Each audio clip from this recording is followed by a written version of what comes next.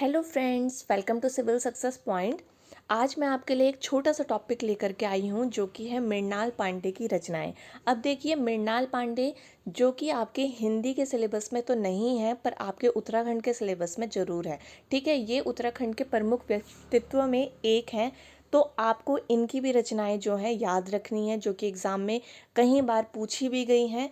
ठीक है, तो चलिए इसको एक छोटी सी ट्रिक से समझेंगे। तो पहले इनका छोटा सा जीवन परिचय देखते हैं। जन्म कब हुआ था, कहाँ से ये बिलोंग करते हैं। ठीक है, तो देखिए जन्म जो है फरवरी 1946 में टीकमगढ़ मध्य प्रदेश में इनका जन्म हुआ। कार्य क्षेत्र की बात करें तो लेखिका, संपादक, पत्रकार, कलाविद, मूर्ति शिल्पी, आगरा व ग्वालियर घरानों के हिंदुस्तानी संगीत की संगीतज्ञ और दूरदर्शन की जानी मानी हस्ताक्षर ये रही हैं।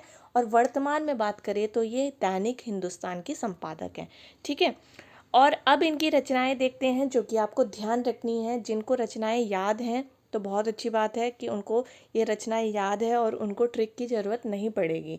पर होता यह है कि को जो है ट्रिक की ज़रूरत पड़ती है, ट्रिक से उनको जल्दी याद हो जाता है, तो उनके लिए जो है ट्रिक जो है हेल्पफुल होगी। तो पहले इनकी रचनाएं देख लेते हैं। दरमिया, शब्दभेदी। देखिए दरमिया का मतलब क्या होता है, बीच में। ठीक है, शब्दभेदी, एक नीच ट्रेजेडी जो कि इनका कहानी संग्रह है। विरुद्धा, पटरंगपुर पुराण जो कि इनका उपन्यास है, कई बार एग्जाम में पूछा गया है। मौजूदा हालत को देखते हुए जो राम रचि राखा, आदमी जो मछुआरा नहीं था, चोर निकल भागा जो कि इनका प्रसिद्ध नाटक है। इंडियन थिएटर टुडे जो कि इनकी इंग्लिश में लिखी हुई कृति है। अपनी गवाही और काजर की कोठी, ये सब इनकी रचनाएं हैं। 12 रचनाएं यहाँ पर लिखी गई हैं जो कि आपकी बुक में भी मिल जाएंगी। ठीक है, उत्तराखंड की परीक्षा वाणी की बुक में देखिए, वहाँ पर आपको ये सारी रचनाएं मिल जाएंगी। बस वहाँ पर अपनी गवाही रचना नहीं है जो कि मैंने इसमें एक्स्ट्रा इंक्लूड की है।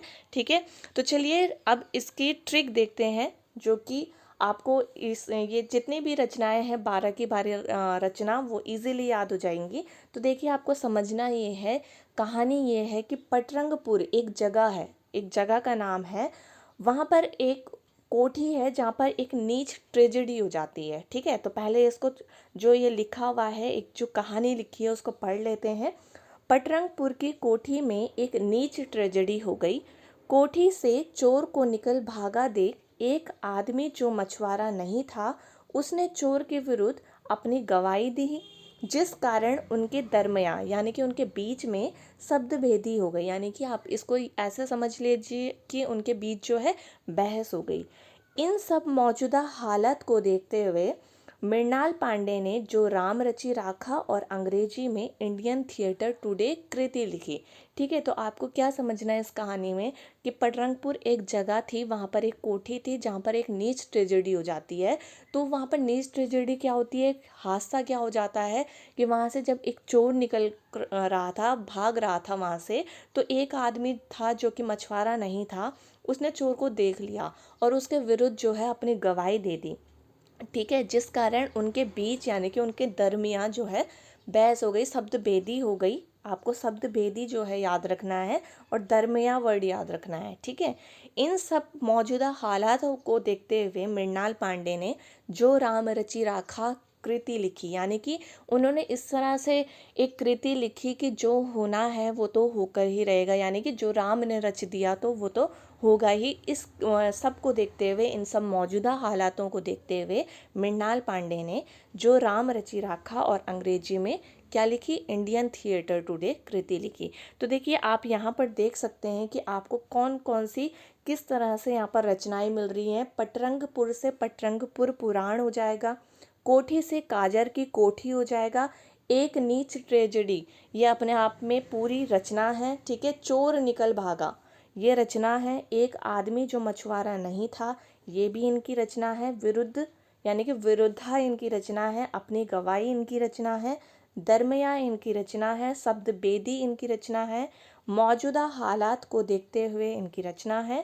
जो राम रचि राखा इनकी रचना है और इंडियन थिएटर टुडे इनकी रचना है। तो ये 12 की 12 रचना जो है एक छोटी सी स्टोरी में आपको मिल गई और आपको इजीली याद भी हो जाएंगे अगर आपको कहानी जो है समझ आ गई होगी। अगर आपको ये वीडियो पसंद आई हो तो अपने दोस्तों के साथ शेयर ज़रूर करना।